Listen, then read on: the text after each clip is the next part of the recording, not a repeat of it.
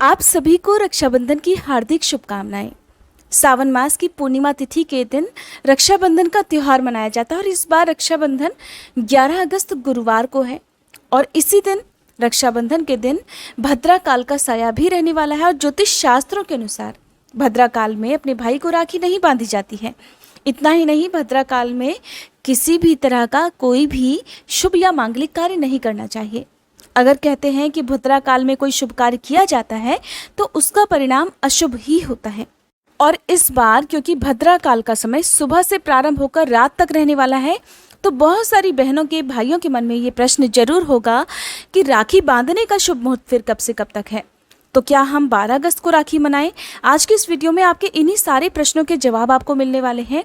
साथ ही आप जानेंगे कि रक्षाबंधन के दिन जो थाली आप सजाते हैं उसमें कौन कौन सी वस्तुएं जरूर होनी चाहिए, भाई को राखी बांधते समय कौन सी गलतियां नहीं करनी चाहिए। इस बार भद्रा काल का समय है तो कोई भी बहन नहीं चाहेगी कि उसके द्वारा बांधी गई राखी का कोई भी अशुभ प्रभाव उसके भाई के जीवन पर हो। तो कुछ जरूरी बातें जो कि इस बार की रक्षाबंधन के दिन आपको खास तौर पर ध्यान में रखनी है, ये बातें आप जानेंगे। रक्षाबंधन के दिन भद्रा काल कब समाप्त होगा और कितने कितने मुहूर्त में आप भाई को राखी बांध सकते हैं, चलिए जान लेते हैं। रक्षाबंधन के दिन भद्रा काल का इतना विचार क्यों किया जाता है? तो देखिए, सबसे पहली बात कि भद्रा काल में कभी भी अपने भाई को राखी नहीं बांधनी चाहिए, क्योंकि भद्रा काल में राखी ना बांधने के पीछे एक पौराणिक कथा प्रचलित है, जिसमें कहा गया है कि भद्रा काल में भी लंकापति रावण की बहन शूर्पणखा ने उसकी कलाई पर राखी बांधी थी, जिसके चलते रावण का 1 वर्ष के अंदर ही विनाश हो गया था। और मान्यताओं के अनुसार भद्रा शनिदेव की बहन थी, जिन्हें ब्रह्मा जी ने श्राप दिया था कि अगर कोई भी भद्रा काल में शुभ या मांगलिक कार्य करेगा तो उसका परिणाम अशुभ ही होगा। यही कारण है कि कभी भी भद्रा काल में राखी नहीं बांधी जाती है। साथ ही फाल्गुन मास में जो होलिका दहन किया जाता है उसमें भी भद्रा काल का ध्यान रखा जाता है। तो इस बार रक्षाबंधन के दिन जहां एक और भद्रा काल का साया है, तो वहीं इस बार कुछ शुभ मुहूर्त भी बन रहे हैं। अगर आप किसी दुविधा में हैं तो देखिए, कुछ शुभ मुहूर्त के अनुसार आप अपने भाई को राखी बांध सकते हैं। और अगर आपके मन में फिर भी संतुष्टि ना हो तो जब भद्रा काल समाप्त हो जाए उसके बाद फिर आप अपने भाई को राखी बांध सकते हैं। इस बार 11 अगस्त गुरुवार के दिन रक्षाबंधन है और इसी दिन पूर्णिमा का उपवास भी रखा जाएगा, क्योंकि अगले दिन जो पूर्णिमा तिथि है वो सुबह के समय ही समाप्त हो रही है। पूर्णिमा का उपवास उसी तिथि को रखा जाना चाहिए जिस तिथि को पूर्णिमा हमें कुछ घंटों के लिए प्राप्त हो और साथ ही उसी तिथि में चंद्रोदय का समय भी प्राप्त हो रहा हो। यानी कि पूर्णिमा का जो व्रत है वो बिना चंद्र देवता की पूजा के अधूरा माना जाता है। और फिर सावन की पूर्णिमा के उसी दिन ही रक्षाबंधन का त्यौहार भी मनाया जाता है। इस बार बहुत सारे लोग ये भी सोच रहे होंगे कि हम 12 अगस्त को रक्षाबंधन का त्यौहार मना सकते हैं। तो देखिए, रक्षाबंधन का त्यौहार सिर्फ उसी तिथि में मनाया जाता है जिस तिथि में आपको पूर्णिमा पूरे पहर तक प्राप्त हो रही हो। तो इसके अनुसार तो 11 अगस्त का दिन ही बेहतर होगा। इस बार पूर्णिमा तिथि प्रारंभ होगी 11 अगस्त गुरुवार की सुबह 10:39 से और समाप्त होगी 12 अगस्त शुक्रवार की सुबह 7:05 तक, जिसके बाद से नया हिंदी महीना भाद्रपद का प्रारंभ हो जाएगा। अब ये भी जानिए कि केवल 11 अगस्त को ही रक्षाबंधन का त्यौहार क्यों मनाना चाहिए। तो देखिए, हिंदी पंचांग के अनुसार दिन और रात में 8 पहर होते हैं। तो इस बार 7 पहर तो 11 अगस्त को बीत रहे हैं और केवल 1 पहर ही 12 अगस्त को बीतेगा। अगर 3 पहर भी अगली तिथि को बीतते हैं तो उस तिथि में तो आप दूसरे दिन त्यौहार मना सकते हैं, व्रत भी रख सकते हैं, लेकिन केवल 1 पहर ही 12 अगस्त को बीत रहा है, इसलिए 11 अगस्त ही रक्षाबंधन के लिए सबसे उपयुक्त तिथि रहेगी। भद्रा काल भी सुबह पूर्णिमा के साथ ही प्रारंभ हो रहा है। तो भद्रा काल जब लगता है तो भद्रा पूंछ के समय कुछ शुभ कार्य किए जा सकते हैं। भद्रा मुख के समय भूले से भी शुभ कार्य नहीं किए जाते हैं। राखी तो बिल्कुल भी नहीं बांधी जाती है। तो भाइयों की कलाई में भद्रा काल के समय राखी बांधना अशुभ माना जाएगा। वहीं पंचांग के अनुसार भद्रा नक्षत्र पूरे साल में तीनों लोकों में भ्रमण करता है। ये बात बहुत ध्यान देने लायक है। तो भद्रा नक्षत्र जो है वो पूरे साल तीनों लोकों में भ्रमण करता है और पंचांग के अनुसार 3 लोक में पाताल लोक, स्वर्ग लोक और मृत्यु लोक, यानी कि जिसमें पृथ्वी लोक है। तो अगर भाद्र नक्षत्र मर्त्य लोक में रहता है तो अशुभ माना जाता है। ऐसी स्थिति में भाद्र नक्षत्र होने पर यानी कि भद्रा नक्षत्र होने पर कोई भी शुभ कार्य नहीं किया जाता है। अगर भद्रा नक्षत्र स्वर्ग लोक में है तो वह शुभकारी माना जाता है। अगर भद्रा नक्षत्र पाताल लोक में है तो भी लाभदायक माना जाता है। केवल मृत्यु लोक में यानी कि पृथ्वी लोक में यदि रहता है तो ही उसे अशुभ माना जाता है। तो ऐसी स्थिति में भद्रा नक्षत्र होने पर कोई भी शुभ कार्य नहीं किया जाता है। लेकिन इस बार 11 अगस्त को गुरुवार के दिन भद्रा नक्षत्र जो है वो पाताल लोक में स्थित हो रहा है, इसलिए भद्रा काल का कोई भी साया, कोई भी दुष्प्रभाव इस दिन नहीं होने वाला है। तो रक्षाबंधन के दिन अगर फिर भी आपके मन में शंका है तो आप कुछ विशेष मुहूर्त हैं जैसे कि अभिजीत मुहूर्त है, इसके अलावा विजय मुहूर्त है, तो आप उन मुहूर्त में भी अपने भाई को राखी बांध सकते हैं। 11 अगस्त को पूर्णिमा तिथि प्रारंभ होने से पहले राखी नहीं बांधी जाएगी, ये बात आपको ध्यान में रखनी है। और 11 अगस्त को गुरुवार के दिन अभिजीत मुहूर्त रहेगा सुबह 11:37 से लेकर 12:29 तक, और विजय मुहूर्त रहेगा दोपहर 2:14 से लेकर 3:07 तक। अगर आप दिन के समय राखी बांधना चाहते हैं तो इसी समय में राखी बांधें। 11 अगस्त को शाम 5:17 से लेकर 6:16 तक भद्रा पूंछ रहेगी, जिसके बाद से 8 बजे तक भद्रा मुख का समय रहेगा, जिस समय आपको राखी नहीं बांधनी चाहिए अगर आप भद्रा काल का विचार कर रहे हैं।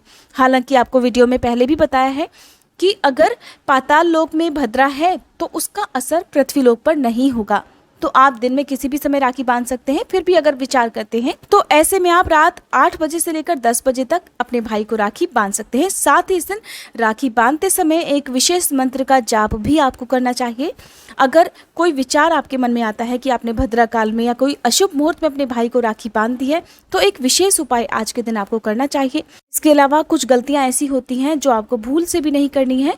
तो जो मंत्र है वो है येन बुद्धो बलि राजा दानवेंद्रो महाबलः तेन त्वाम अभिबंधामि रक्षे माँ चल।